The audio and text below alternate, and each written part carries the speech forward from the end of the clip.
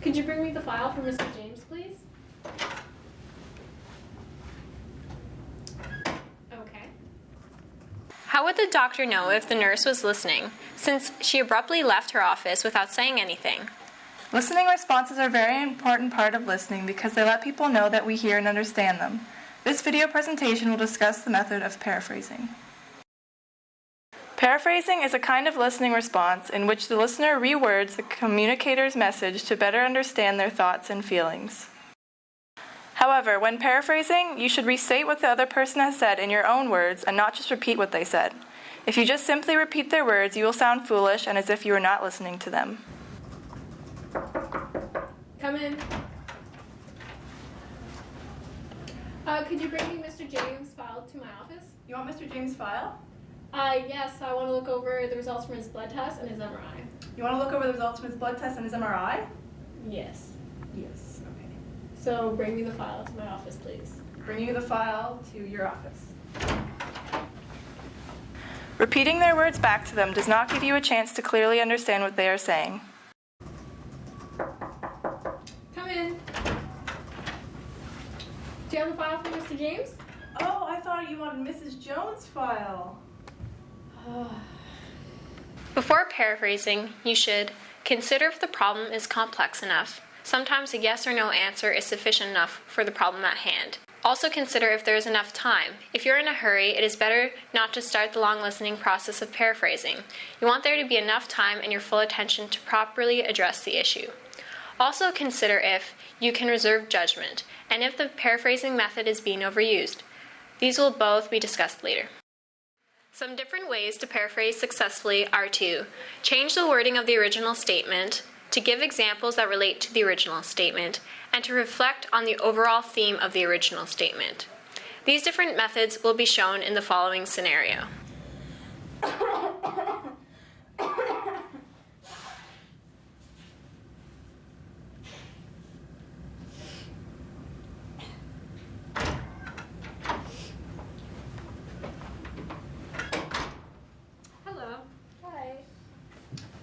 My name is Dr. Isakis.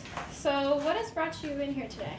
So for the past few days, I've had a very high temperature. So you've had a fever? Yes, and it also hurts a lot here.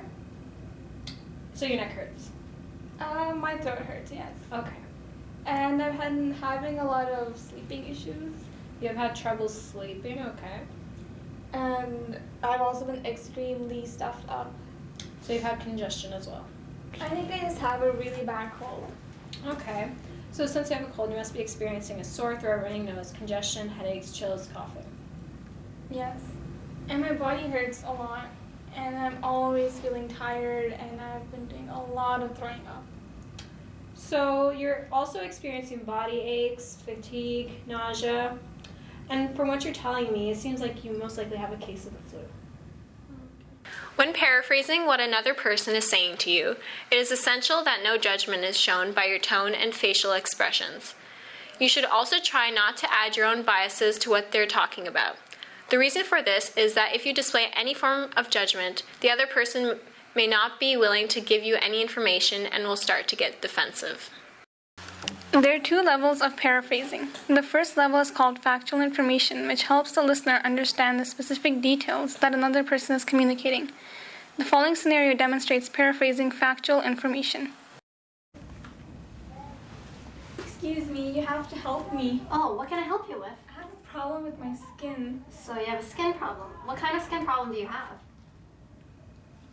I have zits.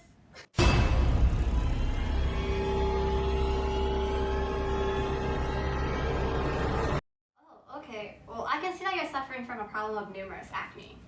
Yeah, they're swollen and red. In this case, you probably have inflamed acne.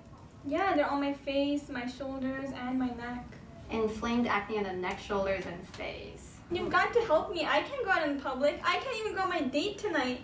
So basically, what you're telling me is you need something to remove the acne and will allow you to be confident enough to go out. Well, it sounds like you have grade 3 acne, judging from your case, and I actually think we have something.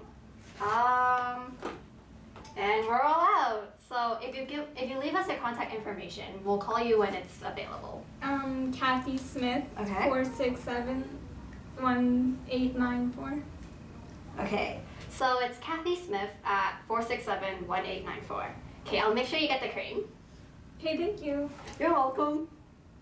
The second level of paraphrasing is with personal information.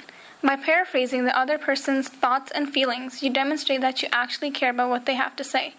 The following scenario demonstrates paraphrasing personal information. I just feel like nobody loves me. My father's disappointed in me. Everyone is better than me, and I can't sleep. Your father is disappointed in you. Why do you feel like this? Because he said, Amanda, I'm disappointed in you. Well, alright then.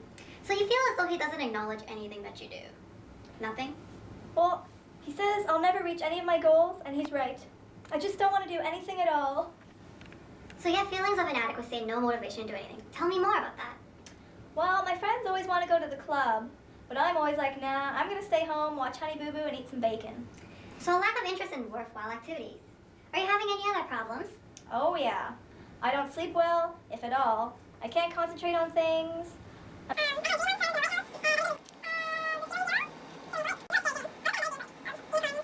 And I just feel really depressed and annoyed all the time. So insomnia, difficulty concentrating, and generally a depressed mood. So how are you doing with the antidepressants I prescribed to you last time? Oh, the ones that I was supposed to take 10 or twice per day? Yeah, I'm kind of out of those. Okay, I'll prescribe you some more. Even though paraphrasing is a great listening response, you should not use it too much because it can start to sound annoying and fake. To sound sincere while you are paraphrasing, alternate with other listening methods, such as the ones covered in other videos, which are also very effective in understanding what someone is communicating to you. Finally, practice makes perfect. The more you use the skill of paraphrasing, the more the skill is developed and you start to become a great listener.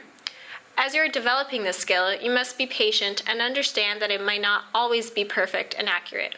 Just remember that the main point of paraphrasing is to state what you understood from what the other person has said. If what you restate is incorrect, this gives the other person a chance to correct you.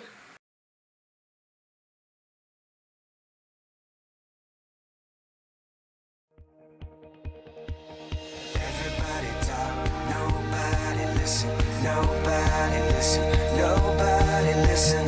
Everybody talk, nobody listen, nobody listen, nobody listen.